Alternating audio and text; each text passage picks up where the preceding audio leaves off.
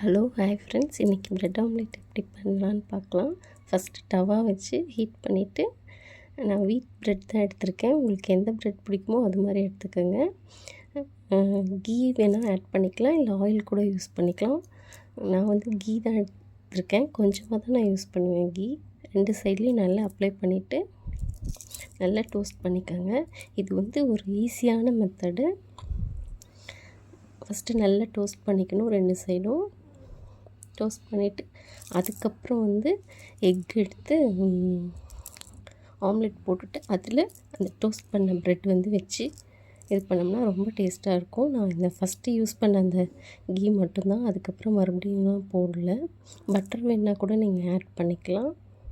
பாருங்கள், எக்கு உடச்சி ஊற்றிட்டு நல்லா அதை இது பண்ணிவிட்டு அதுக்கப்புறம் 2 ப்ரெட்டையும் வச்சு அதில் பெப்பர் மட்டும்தான் ஆட் பண்ணியிருப்பேன்.